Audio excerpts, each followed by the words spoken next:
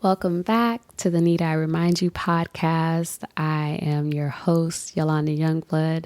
I have not been saying host. I don't know why I said host because listen, I'm just talking on this channel and that's what I'm giving. I'm not hosting.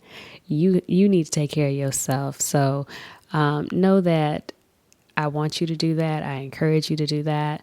The information that I'll be sharing in this episode is continuing my mental health story, and it is around mental illness, mental crisis, involuntary psychiatric hospitalization, sibling loss, and generally just mental health as a whole. So if at any point in time you need to take a break, take a walk,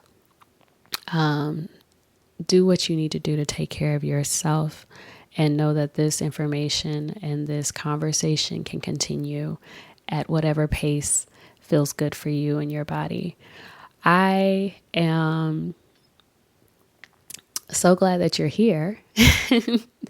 Nonetheless, that we are here and we're back on this channel as I wrap up my mental health story, a 4-part series that I wanted to record first and deliver to you first at the tail end of Mental Health Awareness Month in May, but also as something that has been on my heart to do for the past 3 years. And as I said in a previous episode, sometimes we can be eager and ready and, impulsive or impatient or just really yearning to tell our story and get it out and make it known and shout it from the rooftops. And I had to pace myself because the first and most important thing was for me to take care of myself and my mental health and make sure that my ground underneath me was stable. Being able to navigate the past 3 years of my mental health journey deepening and my relationship to mental health, mental illness, mental crises, the psychiatric care and treatment within this country, the United States, just navigating a lot of new insights around mental health and health in general. I knew that this could wait. I knew that this could wait, and I'm so glad that I was not anxious for anything, or I did not let that anxiety drive me to a point of regression in the progress that I've made towards mental wellness. And I can speak clearly now. I can speak confidently, and I can also still recount so many things because throughout the entire process of my journey in the past 3 years, I've been journaling.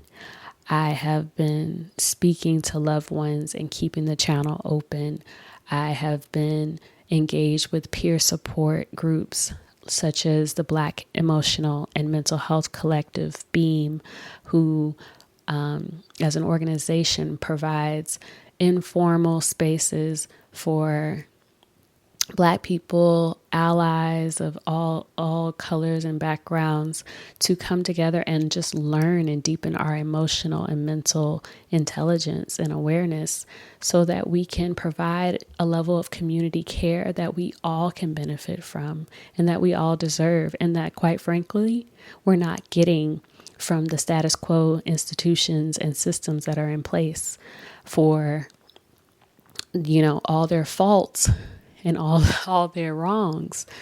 A lot of people, self-included, still have to depend on these systems because the alternatives are not as evident or not as resourced. And that's a crime. That's a crime, and we can do better as a human race. We can do better as divine beings. We can do better as loved ones and as community. We can do better. And this is my part. This is a piece of my part. And I'm enjoying it. I think that's really important. I, quit my job 3 years ago, as I've mentioned several times, and that I will continue to mention because it's just a very precious and cherished thing to me, my relationship with work right now. And I didn't realize at the time when I first resigned that the work still continues. You can be unemployed, but the work still continues. And, I quit my job thinking that the stress of that dynamic would fade away now that I was free of the employment status. But as I've journeyed, and as you've, can probably recall from the previous episodes, if you've been with me, moving away from a stressful situation does not mean that you are now exempt from stress happening in your life. And as obvious as that might sound as a statement, I didn't really get that lesson fully. And I had to learn it. I had to learn it through experience and my lived experience with going through emotional and mental distress so severe that it led me to states of restlessness, states of panic, states of disembodiment, and feeling unhoused within my own body, feeling unfamiliar with my surroundings and reality, and needing to be treated and cared for and supported by those around me, because I had no sense to do it on my own. And so I had to learn that lesson through a series of instances, as I mentioned in the previous episodes. But I'll give you a recap. My first hospitalization again came while I was still working from home, but during the pandemic in 2021. And I quit my job 7 months later from that experience, and I just kept living. I thought that was the main reason why I was hospitalized. And so removing that stressor, I didn't think twice about it, that I would be encountering another crisis exactly 18 months after that. I was hospitalized for the second time, as free as a bird, if you will, from a stressful job. But I was still finding myself in a way that was disembodied and disconnected from my spiritual calling and from my own awareness of my capacity to handle stress and to maneuver in this stressful world. I think I was in a state that I felt calm and cool, but in my spiritual realm and in my emotional and mental realm, underneath all the calm and coolness was a lot of crying out and hurt and pain that was going unaddressed. And I didn't recognize that until my third hospitalization that happened the following year in 2023 when my eldest sister passed away. And I was confronted with a lot of heavy emotions, a lot of mental dis-ease, and feeling unsure about life around me, unsure, just feeling like shaken up and shocked, but also feeling this unrealistic expectation growing in me that I needed to fix something or do something or hold something together. Otherwise, I was going to break, or that my family unit was going to break. And that amount of pressure under fear caused me to, again, experience a level of panic and restlessness and exhaustion in my body that just could not sustain itself and burnt out. And I ended up in the hospital for the third time in North Florida, in close proximity to my family and in my family home. So just wanted to give that recap a little bit to name the journey that I've been on in the past 3 years, and to name where we are in the story right now.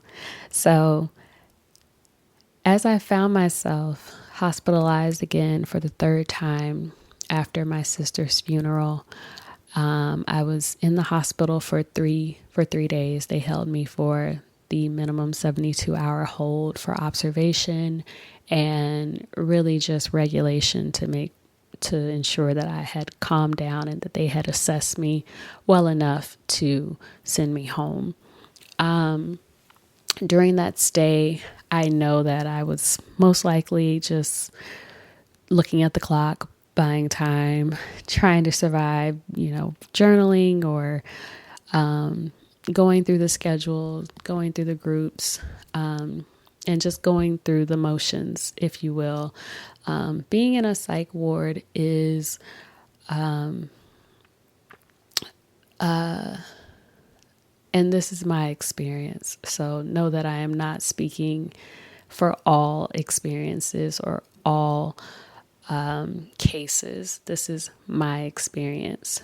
So my experience being in a psych ward in Florida, North Florida specifically, but it's been pretty consistent across the hospitals that I've experienced, or the facilities that I've experienced, which has been a total of 3.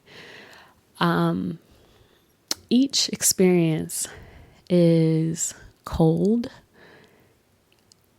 dehumanizing, sterile, and boring, very boring. There's not a lot of freshness and interest.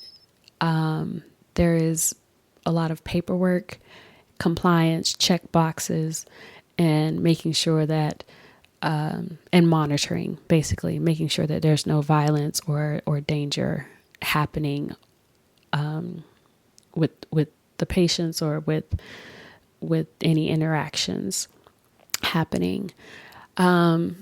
So it's very ground level basic.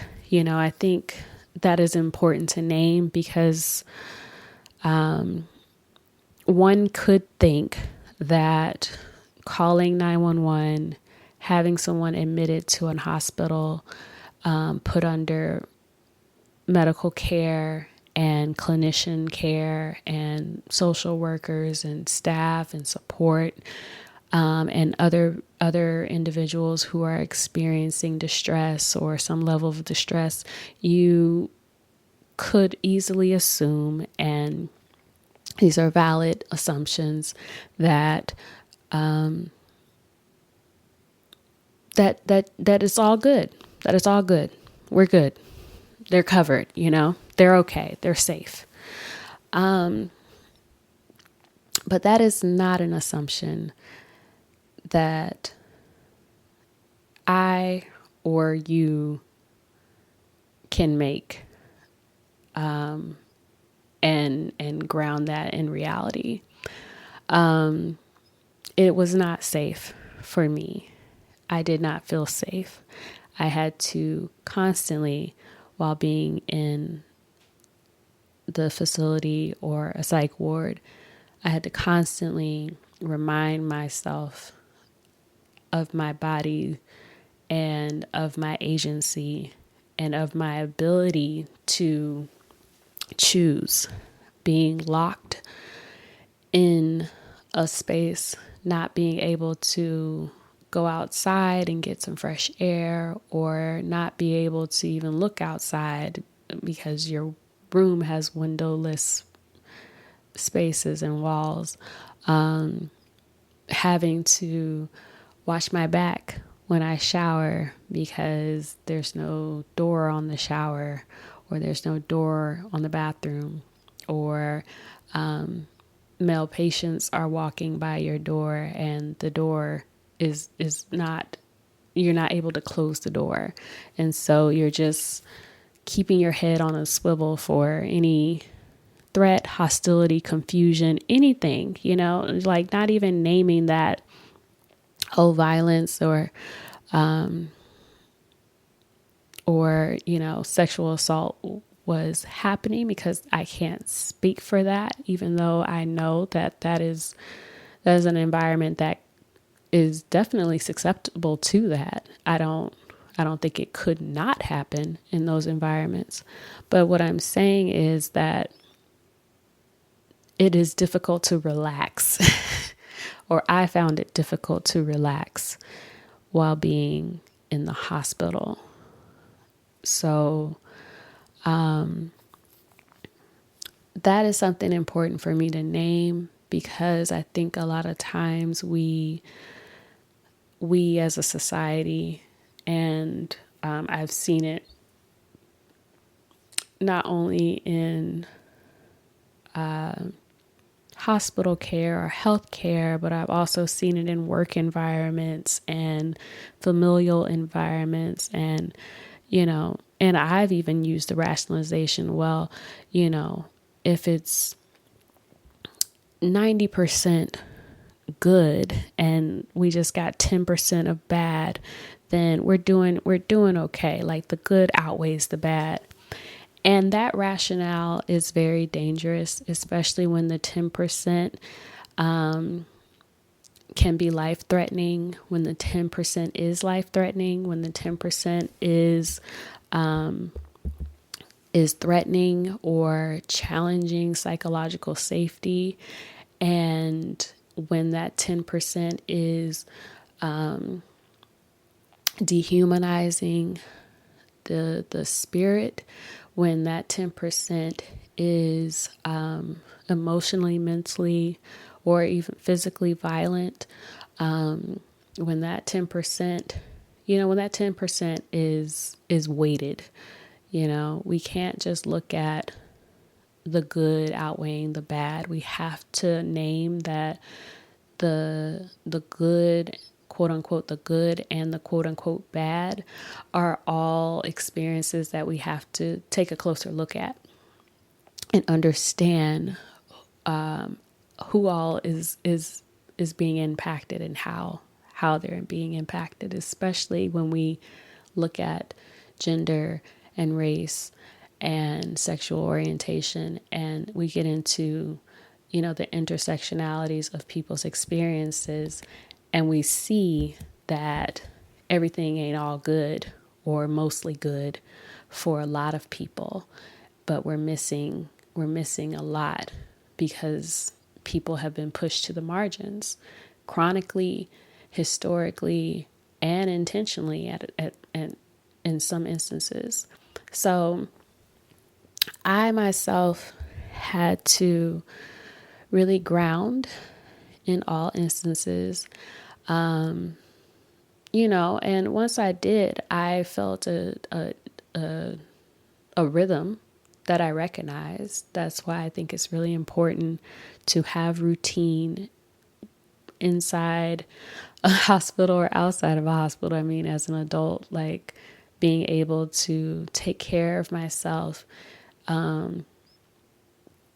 is something that is a right, I believe, for everyone, is a birthright, but not a lot of people necessarily have that access points or those access points. And so recognizing that I have privilege in that way, that I was able to ground, stabilize, pull out my wellness toolkits, have visitors, have people to call. I had so many tools and so many advantages that helped me along the way to navigate my time in the hospital or in a facility. And I can't even begin to name the importance of community and the importance of, being open, being open to the unknown. Because as I mentioned in a previous episode, when I was hospitalized the second time and I was held for over a week, I began to close off. I began to shut down, and I began to rage inside and bubble up inside. And that became toxic in my own spirit. Like, I felt it. It was not helpful. It was not skillful. It didn't move me forward. So I had to release that. And I knew how to release that, again, through my mindfulness practice, my embodied practice, and my surrender to know, like, okay, like I have to rely on the people around me, even though they're not treating me well, even though this sucks, even though like there's something that I don't trust. But being able to say, okay, let me focus on the positives. Let me be hopeful. Let me be optimistic. Who can I trust? How can I begin to open up, but not be too gullible? Like, how can I,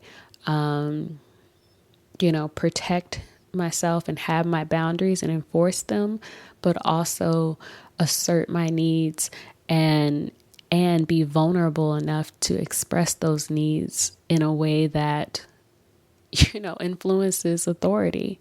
So I had to work.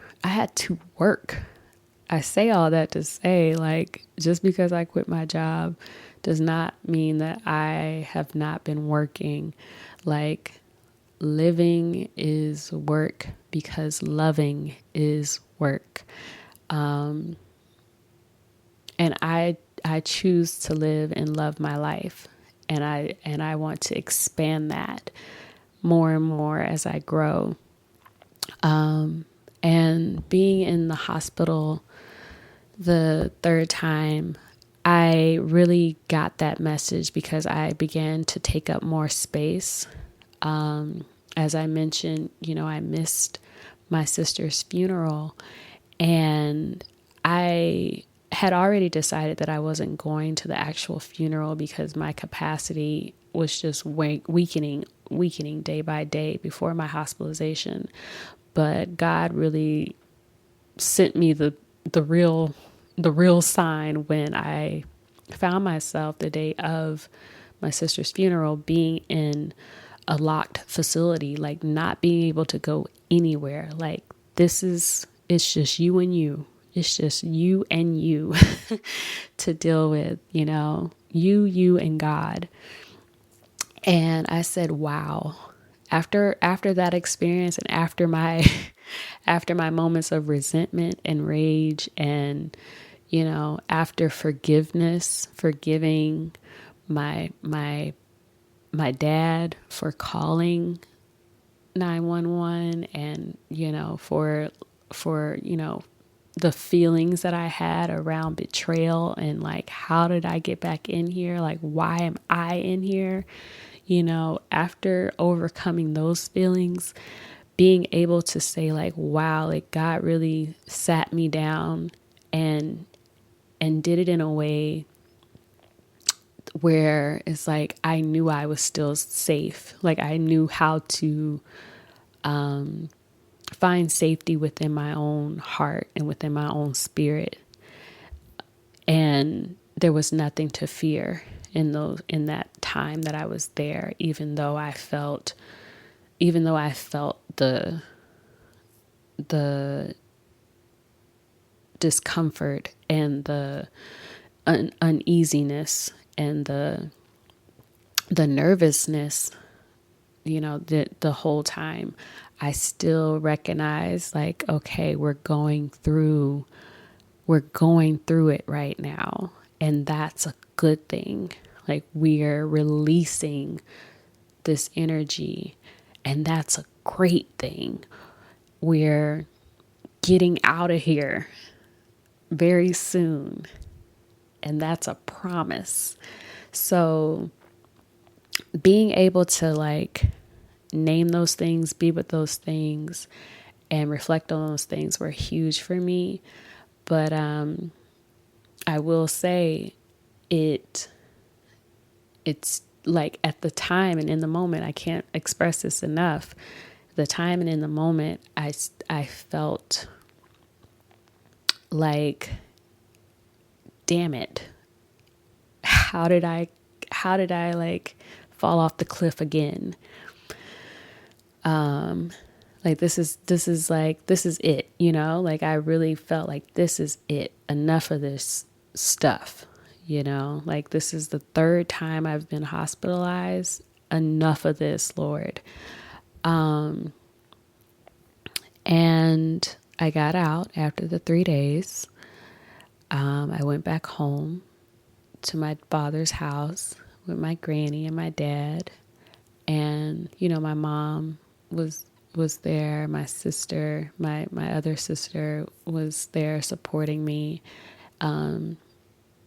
And being able to like get back home, and once I got back home and out of the hospital, I remembered, or my body remembered, the loss of my sibling. And I just want to name that I have not been close to my eldest sister for some time. Like I did not consider us friends. Even growing up, like she's 9 years older than me. It was really that dynamic of little sister, big sister, like, go away, little one. Like I'm doing my older sister stuff. And but I knew that she loved me, and I knew I loved her. Like I knew how to bother her. I knew how to still like get close to her and like poke her and try to get in there. And as I grew, and as we both grew, we grew apart. And I stopped trying so hard. I stopped trying so much. And that gave me a very real sense of peace. And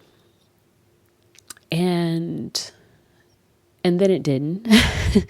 Like, you make peace with something, and then it bothers you again. Like, why aren't we close, or why aren't we as close as I want or as I expect?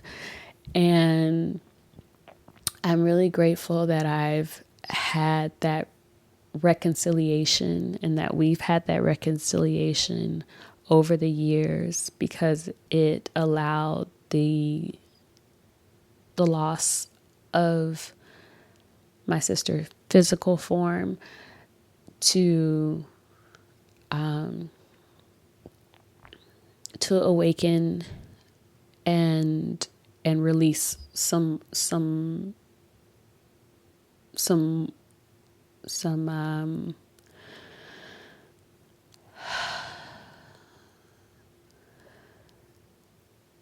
some more energy, I guess you can say, or some more love,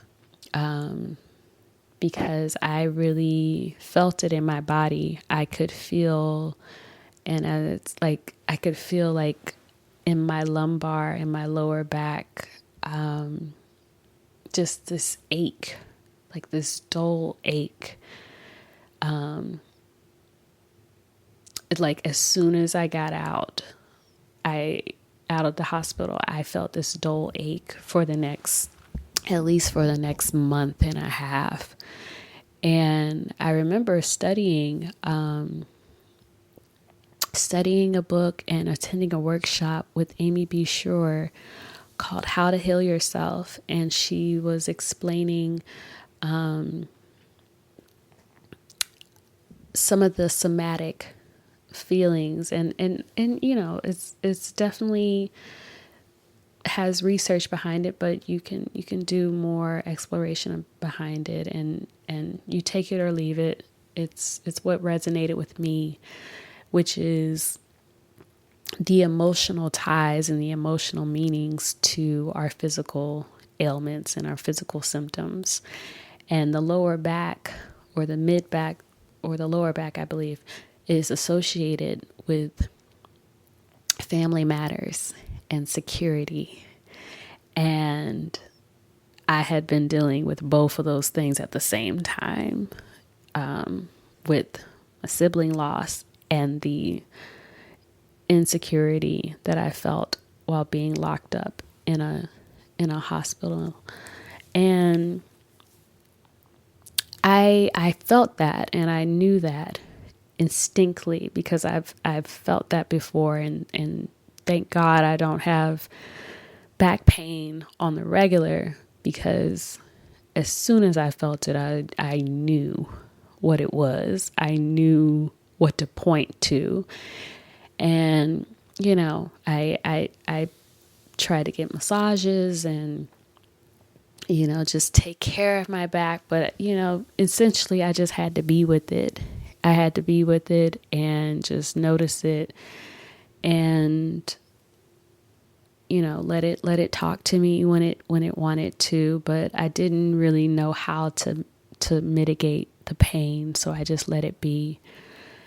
And I went into March, which is again a month after leaving the psych ward for the third time, or leaving psychiatric care for the third time, psychiatric hospitalization. And it was a month after losing my eldest sister. And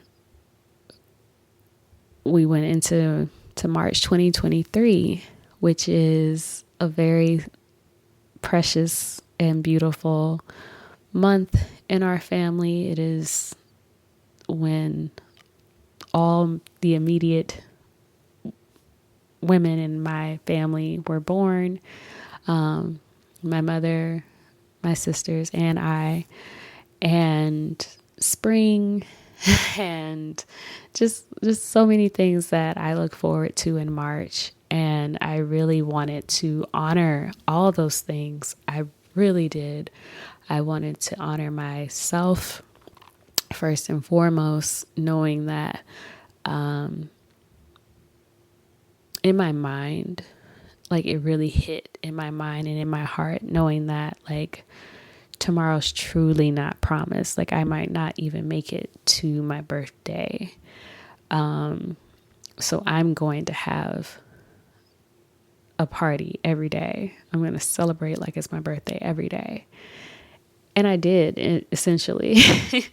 I did. I kicked off celebrations like February 29th or 28th. I don't know if it was a leap year last year or this year, but anywho, I was celebrating.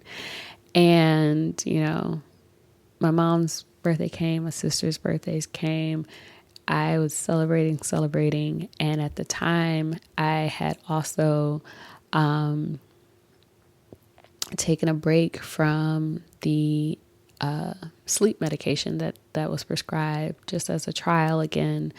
I believe it was trazodone, and I was fine up until the week prior to my birthday. And I started to know that I wasn't sleeping as much.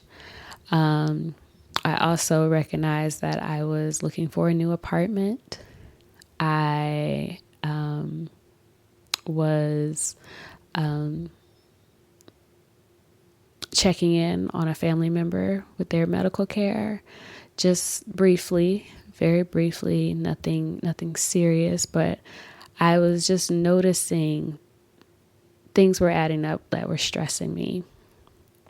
And it all kind of came to a head by the end of the month, after, again, a month of celebrating and doing a lot of things, a lot of beautiful things, but still exerting a lot of energy. And then doing some things that were stressful and that I didn't necessarily want to do, but I felt obligated to do as a daughter, as a sister, as a person who wants to serve and show up and support, as just a loving person who just really wants to love others. And I forgot once again that I don't have the same capacity as I maybe once had, or in a moment when I think I've crossed over a bridge and I think I've fully learned a lesson, and that I'm good, I'm humble, I don't need nothing, I'm independent, I got this, I'm back at it. We're back, baby. all that ego was really undercurrent. I wasn't voicing that, but I was behaving in that. And I immediately noticed the day of my birthday, I was exhausted the morning of. And I really, really tried to backpedal. I really tried to backpedal quickly because I said, oh, snap, we're not sleeping, or we're exhausted. Like, we feel it in our bones. So I really had to be still. And I was also doing a virtual immersion training with Beam around healing justice and mental health. And I was about to graduate from that 5-week training. And it was March 29th, 2023. I had graduated from that training. Yay. And a few hours later, I was on my way to the emergency room. I had not backpedaled. I had surrendered, essentially. I had surrendered. My body was slowing down and I didn't know what to do. I didn't know what to reach for. The things that I had been reaching for, my sleeping aid that was prescribed, was not working. And it was 3 days. It was about 3.5 days of trying different things and being transparent with my community. And it was really beautiful, in my opinion, what I witnessed in the way I surrendered, in the way others showed up, in the ways that others surrendered. I remember going to see my psychiatrist on that day, March 29th, and being sandwiched between both my parents on this green velvet couch, and just barely being able to be present because I was so exhausted. And, my psychiatrist offering the new medications that I could take, one that I could carry around with me for emergency de-escalation if I experience any hallucination or paranoia, and another for sleep to help me reduce my anxiety and settle my body and serotonin levels so that I can fall asleep and stay asleep. And we left out of there and went to the pharmacy to get the medicine. And then again, before we were on our way to the emergency room, my mom was on the phone with an alternative service in the North Florida area. So 911 was not called this time. There was a hotline or a warm line that did advise her to take me to the emergency room. But just having different modalities, different options, that was beautiful to witness. My youngest nephew witnessed my deterioration of mental health. And, I was really, at the time, concerned for his well-being as to how he was processing what he was witnessing in that moment, recognizing that he had just witnessed a great loss, and just really trying to protect him. Even as I was deteriorating, I just wanted him to be okay and know that it's okay to be scared. It's okay not to be okay.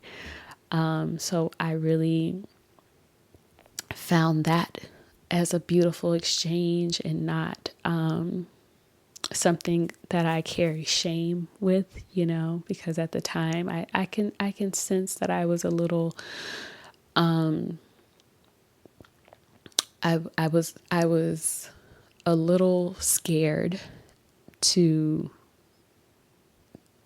that I would scare him. I was a little scared that I would scare him and that he would not be okay with that. And I just wanted to ensure his safety as well as my own. But we navigated. We navigated as a family, and it was beautiful. And when we arrived to the emergency room, I had already taken the de-escalation or the rescue medication that was prescribed, but it had not really stopped the escalation of my paranoia and panic. But I was subdued enough to recognize where I was, that I was in the hospital, but my worry and my anxiety was heightened. I would say that it was not necessarily paranoia or panic, so to speak. It was more of just heightened anxiety. So let me correct myself in that, to just be mindful of the words and the language that I'm using. So from there, I was taken to a room that felt like a garage. Honestly, it felt like a stock garage or a dock, like a dock on a manufacturing, building. Like it felt like it was like an afterthought made into a room. So in that moment, I felt already that I had been admitted, even though I don't remember signing anything. I felt like, oh, this is where they put the people who aren't actually being, seen as regular or as normal. This is where they put like the mental health cases. They put us down here. So I already got that sense, like the coldness of it, the difference of the room, and that it was like far off. And the fact that only my mom could go back with me. So it was just, you feel the different treatment. You feel the push out, the exclusion, if you will, or the way that people want to isolate you because you might be dangerous to other people, even though they have not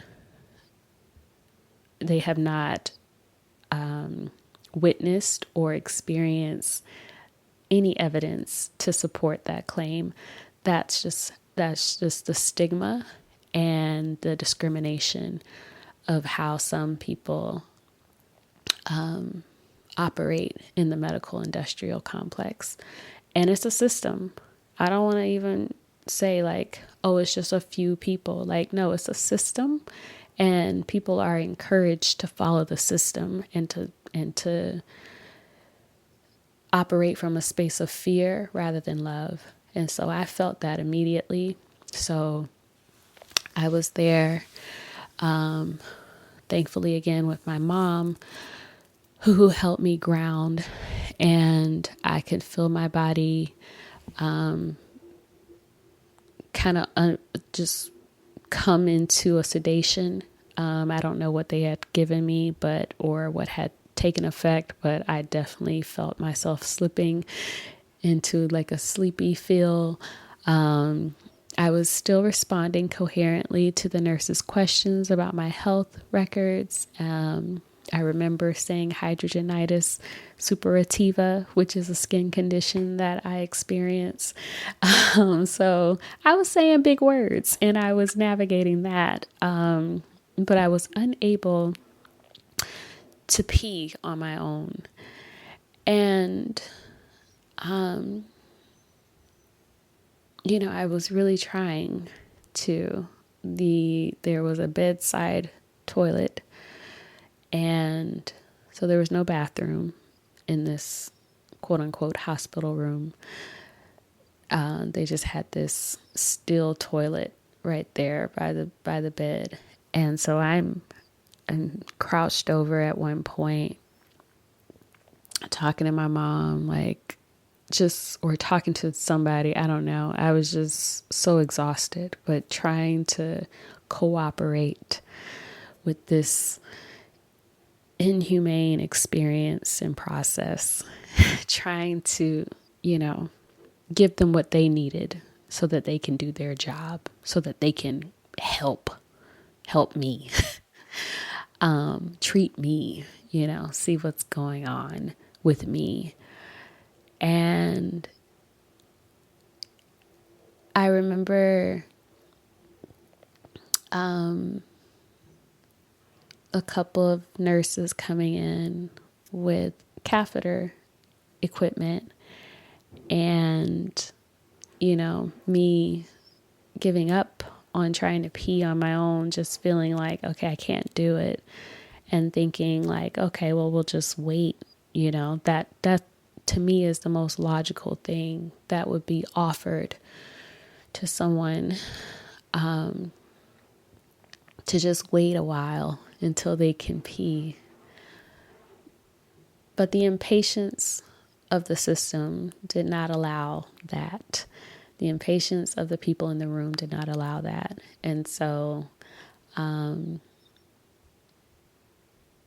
was told to lie down, and I was inserted with a catheter. And I felt the discomfort. I felt the invasion of my body. And I felt the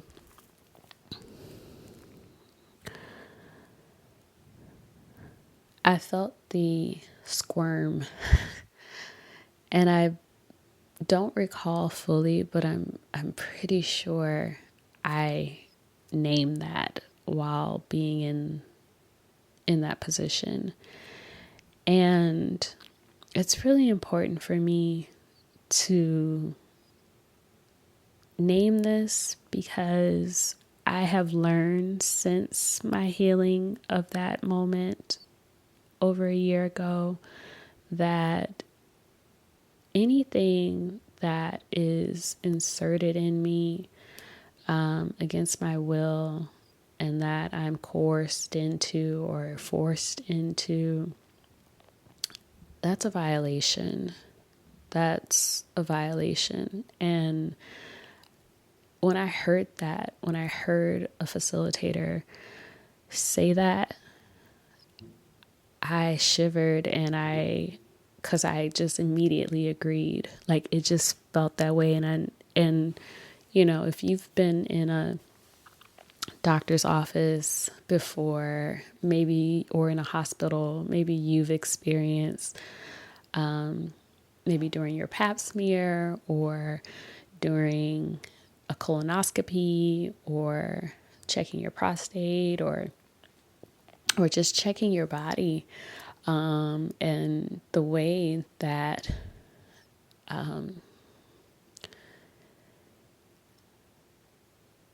the dishonor of your body is met, the dishonor of your personhood and of your choice and of your experience is just kind of pushed to the side. Like you're just a body, like you're just another body that is being worked on or being navigated, and we just got to do this so that we can get the labs, and we got to do this so we got to do.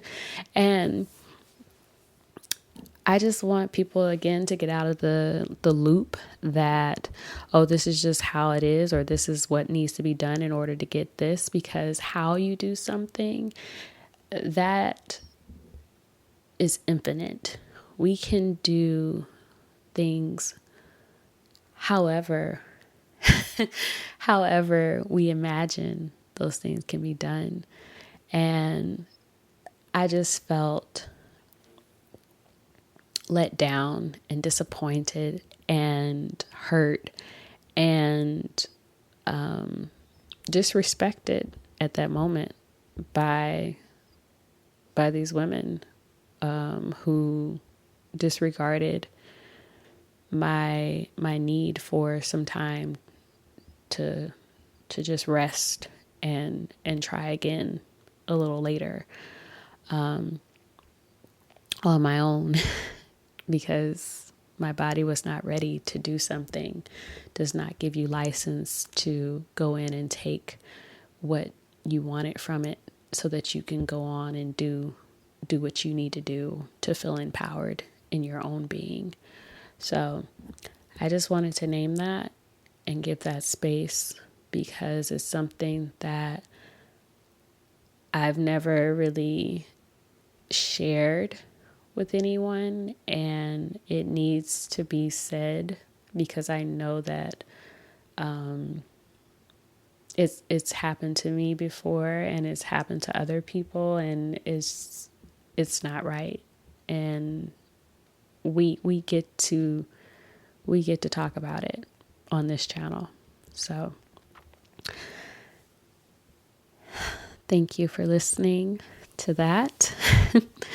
I am going to take a moment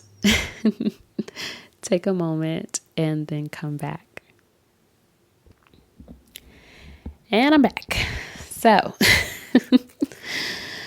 once I was processed in the hospital, I was admitted to the psych ward, the same psych ward I had just been in February, and I was back again in March. Same unit. So in this psych ward, there was 2 units, the calmer unit and the more rowdier unit.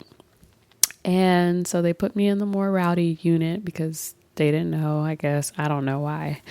But they put me over there. And again, I got some sleep. I woke up. Thankfully, nobody was in my room. So solitude was was great to wake up and just be in my own energy. And then I just followed in. I followed in the flow, which was, their schedule of meals, group, and group at this psych ward is mostly outdoor time or a movie, or, they pass out some information and read it to you.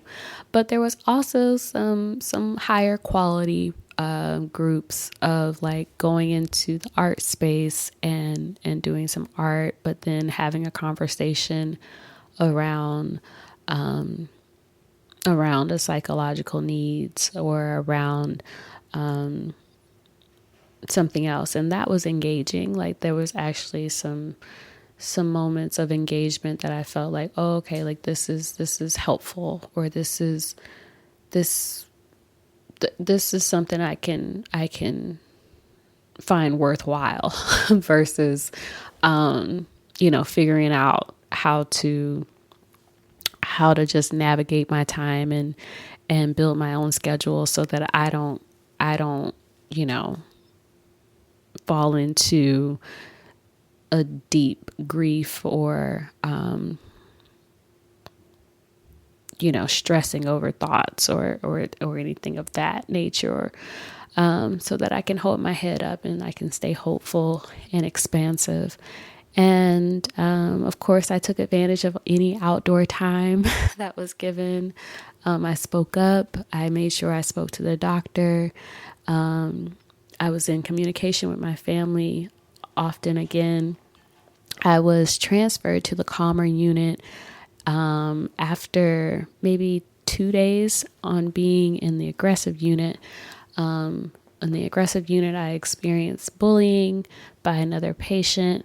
And that was a first for me since being a teen.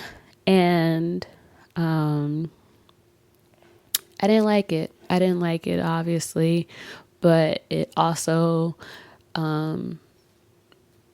brought up in me a level of discomfort because I didn't want to be at odds with another Black woman, and it just really hurt me to feel that from that person. Even though I knew it wasn't personal, it still hurt. And fortunately, we ended on a positive note.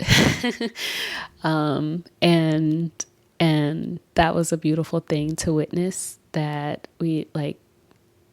I can experience hurt from someone and then have a positive moment and forgive them and still keep my distance, because it's like, yeah, nah, we ain't cool, but at least we can acknowledge that one thing that we agreed on, or that one thing in group that was encouraging and helpful and healing in that moment. So that gave me a healing that I knew I needed as someone who cares deeply about the Black community and our unity, and being able to love on each other, and see that love blossom, especially with my Black sisters and brothers. Like, there's been so much pain and suffering that we've endured and that we continue to endure. Like,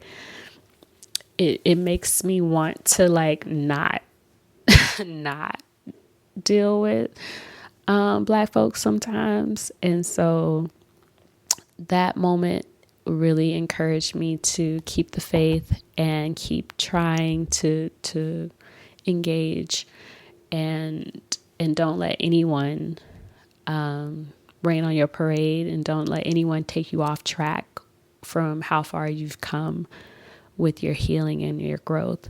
So that was empowering. I was transferred, like I said, to the calmer unit thereafter. Spent maybe a day there, and then I was released April 1st, 2023. So that was the last time that I was hospitalized, and I've experienced emotional distress or mental illness. And I can say now today, May 2024, that I have been moving closer and closer to mental wellness every day since. I recognize that it is a journey. It's not linear. There are moments where I am afraid that I will find myself back in a hospital or going downhill or regressing. But for me, the liberation has come in knowing that anything that is happening is for my good, and I can reach for higher things wherever I am, no matter what. And that, I don't know what I don't know. And there's no shame in not knowing things or feeling doubt or fear. There's no shame in that. There's nothing that I have to pretend that I have together or pretend that I know. I'm still learning, and I'm grateful that I get to learn and that I get the practice is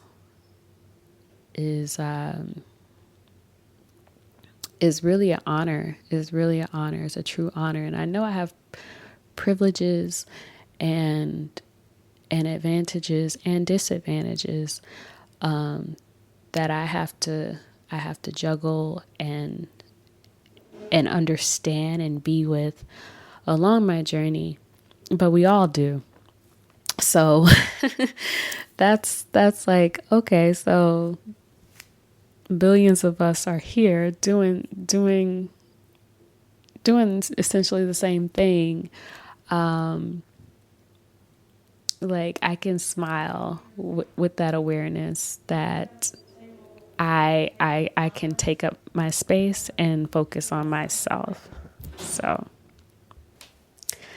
So sorry about that. I had to change positions, but what I was wrapping up with is this: we all have our experiences, and we all are on a health journey. We all, whether we think we are or we're not, whether we think we have it under control or not, or managing well or not, that to me is not the point. We are here to grow spiritually.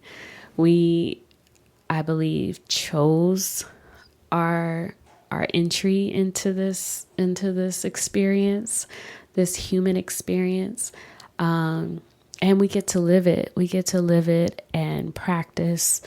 And I truly hope that we can practice as a community on this channel, on the Need I Remind You channel, and beyond.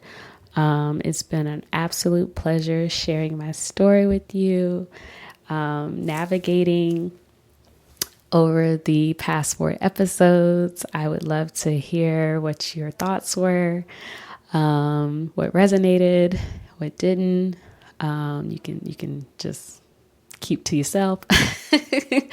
But it was really a pleasure to share, and I hope to be sharing a lot more mental health related, but also beyond.